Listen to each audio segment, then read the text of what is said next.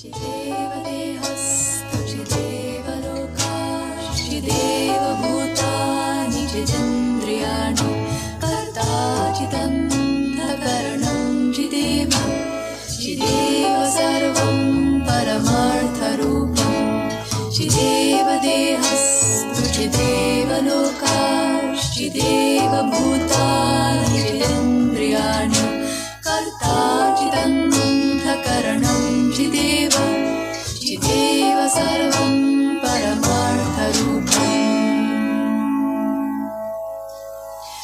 As a human I live in a body made of flesh, bones and blood of the earth. There's a fire and water within me and the air that I breathe of the world. And I know deep within me I live on and on, like the waters of life and the salt in the sea. I live on and on, but I don't yet know where the waters of life and the salt of the sea they dissolve. There's a wind and it blows and it thunders, and the rains come and go on the plains.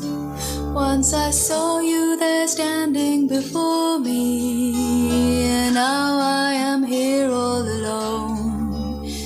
And I know deep within me you live on and on, like the waters of life and the salt in the sea. You live on and on, but I don't yet know when the waters of life and the salt of the sea they dissolve.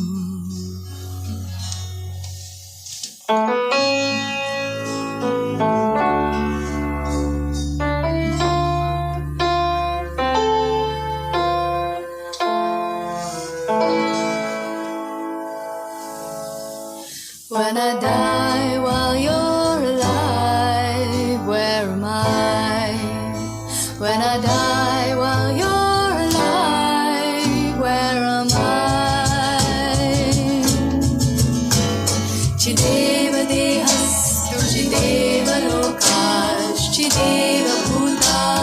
चिदिन्द्रियाणि कर्ताचिदन्तःकरणं चिदेव सर्वं परमार्थरूपम्.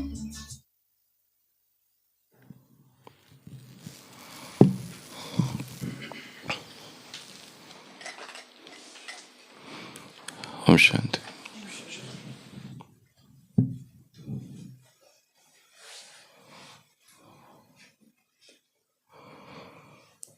Silence is the language of existence.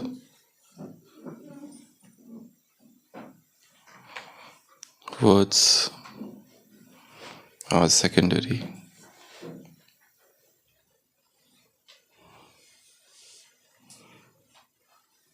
Thoughts travel far and wide.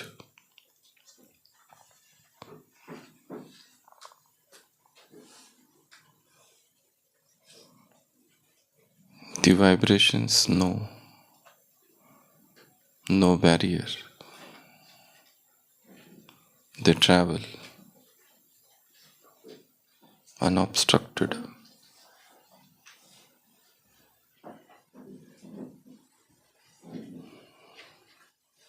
Silence is deep.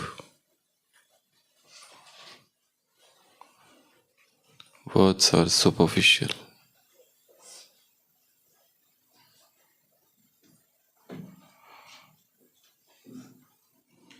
And when silence speaks, it is the most eloquent speech.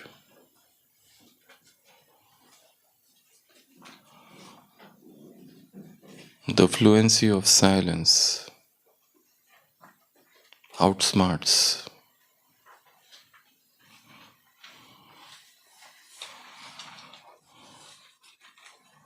the eloquence of words.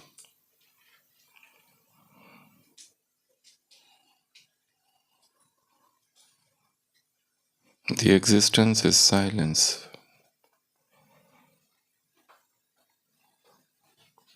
And if you want to hear the language of existence, you have to become silent.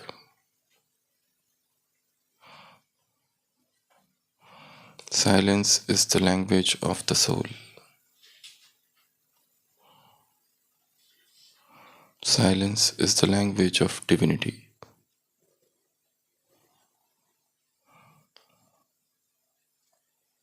Silence is the tool of spiritual transport.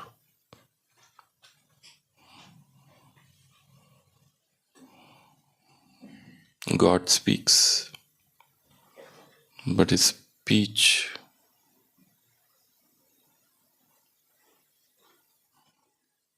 is the manifestation of his silence.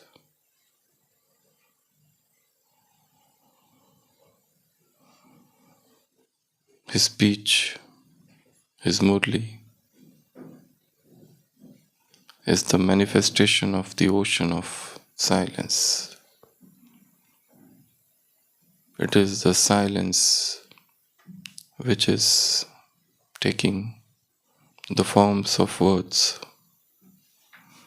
The words are wearing the costume of silence.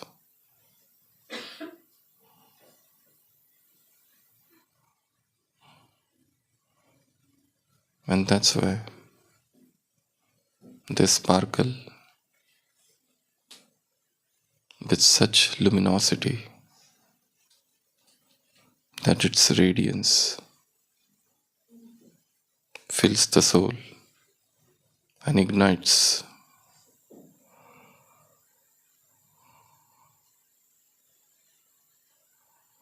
the inner depths of soul.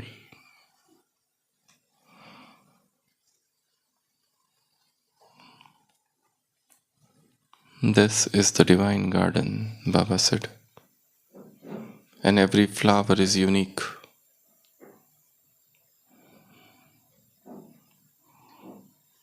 The comparison kills. Every fragrance is unique.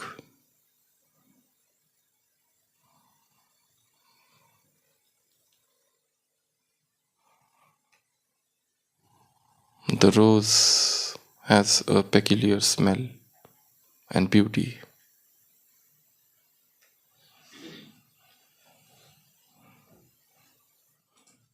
which is irreplaceable and unmatchable.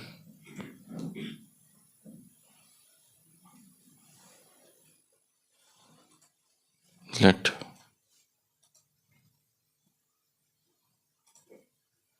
every beauty blossoms.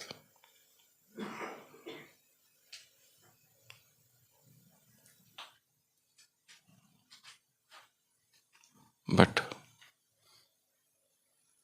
don't forget to honor the garden. The garden is beautiful. It has got myriads of flowers. It has got umpteen fragrances. And everything is so unique about this flower. Even the smallest flower has got value. Even the flower, which is not so beautiful, is unique in the eyes of the Supreme Gardener. The love of the gardener is unconditional, non-judgmental. Even if somebody has said even once, my Baba,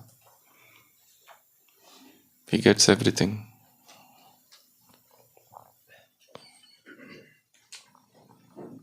In the Bible, there is a story, a parable told by Christ.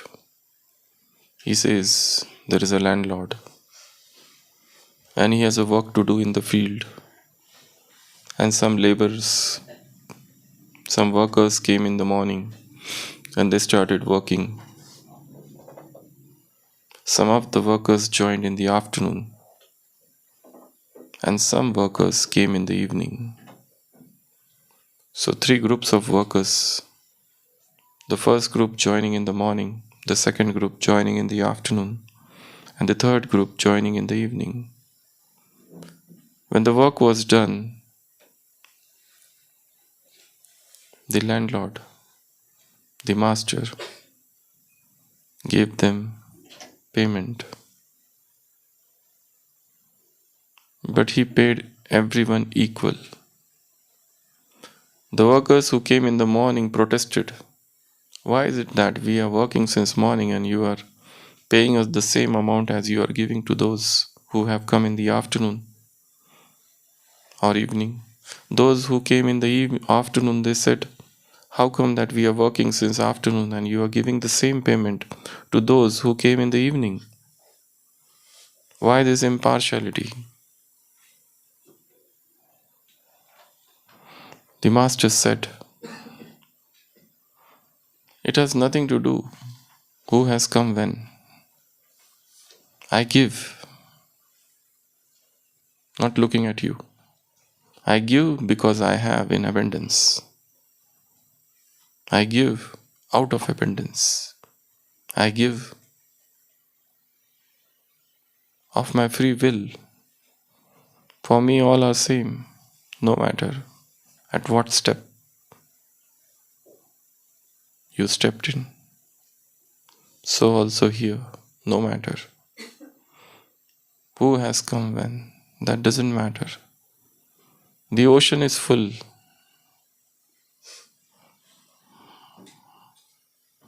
And he knows the language of giving. The unconditional love, the nurturing, the sustenance.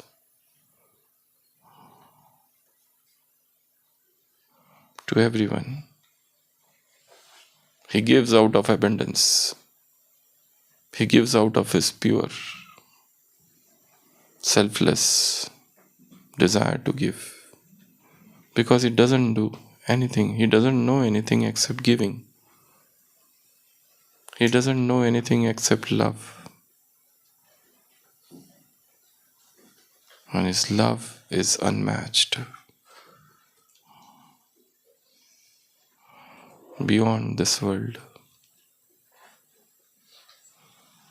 So in today's Murli, Baba has come as a gardener.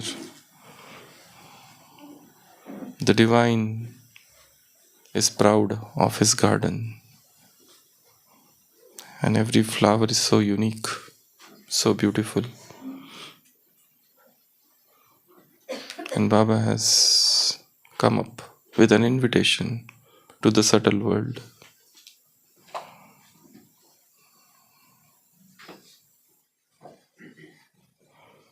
And he is the spiritual mother. The mother gives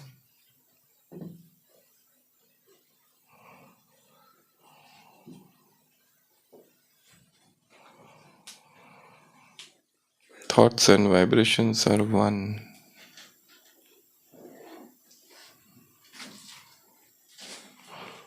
Number one, and number two is words.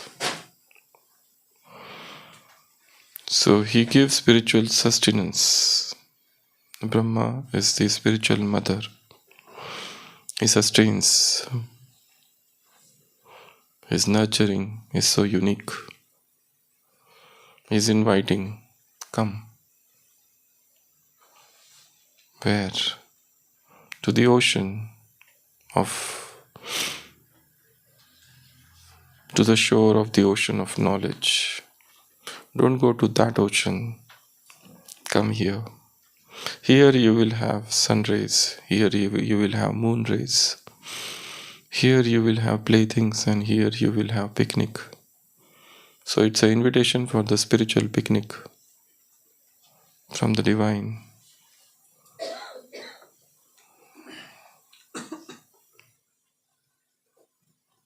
This is a new world of subtle vibrations. So Baba is inviting us, all of us, for the picnic in the subtle world. No passport and no visa, and it's absolutely free of cost. But you need to have thought plane. Thought plane.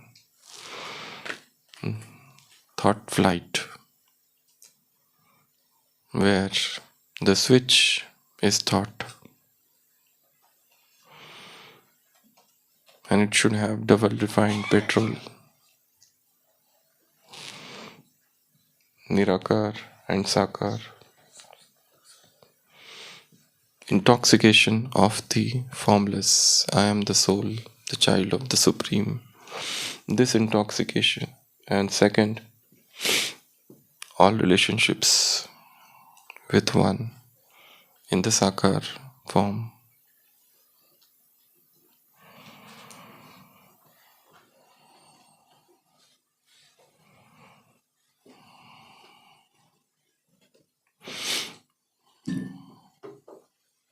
The boarding has started. Passengers are requested to reach on time. The flight is about to take off. Tighten your belt.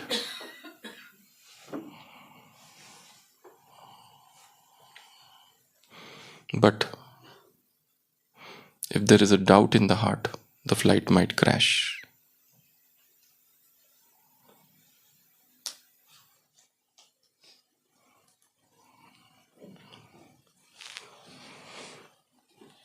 So there are a few questions from the Murli.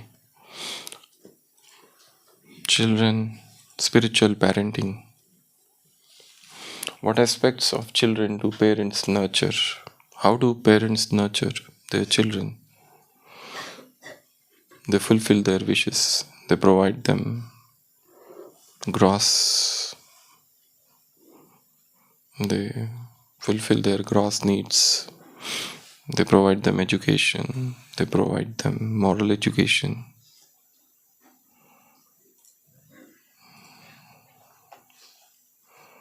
They make them independent, strong. They should not become parasites. They should become strong, steadfast.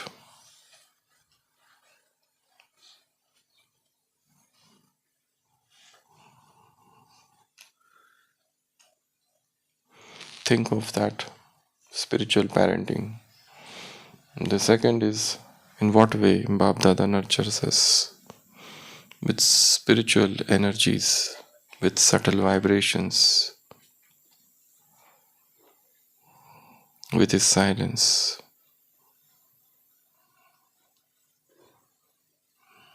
with his knowledge, with Raj Yoga.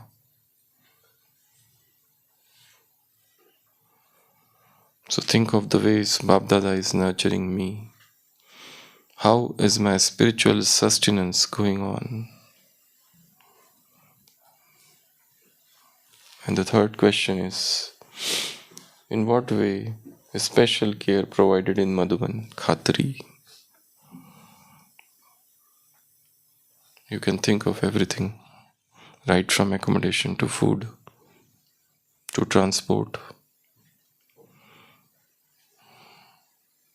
to this wonderful atmosphere for meditation, to beautiful classes by seniors, and everything. Whenever you come to Madhuban, why is it that the soul starts singing and the heart starts dancing? Why is it that the soul consciousness becomes so easy? Why is it that your stage is elevated? The moment you come to the place with higher vibrations, everything changes. Madhuban is the place with highest frequency, with the highest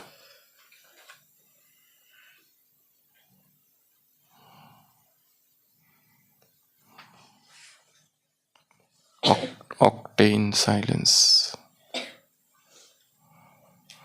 the highest musical note of spirituality. So the moment you come into the magnetic field, the magnet starts having its effect. Madhuban itself is a magnetic field. The moment you enter into that field, your thoughts change, your emotions change, minds gets rid of the misty, cloudy,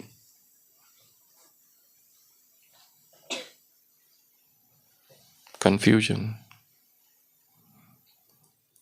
So Baba said, think of what are the ways Madhuban is providing the spiritual sustenance, the nurturing, how I feel nurtured whenever I come to Madhuban.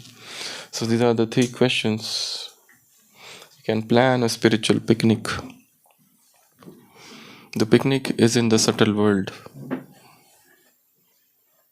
Imagine, think, contemplate, reflect. I am entering the subtle world and there is picnic. So whenever you go for picnic, what sort of preparations you have to do? What sort of clothes you wear? You usually don't wear the same clothes as you wear normally. They are informal dresses. What sort of things you take with you? So think of everything. So Amrit Vela should become a picnic. Meditation should become a picnic. Meditation should become a celebration. It should not be a forcing thing. It should not be something which you have to do out of compulsion. Let it be a spontaneous thing. Let it be a dance, a joy, a song. And everybody enjoys picnic. You rejoice, you jump, you move, you eat, you drink, you play, you laugh.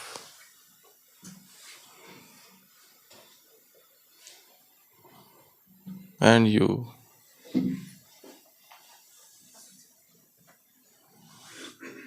wash away the cares, the worries, the stresses and tensions of this hurried life. So such an excursion is needed. Such a vicinity with nature is needed. The moment you enter into the nature, nature is infinite. And the soul is infinite. It's the union of infinities.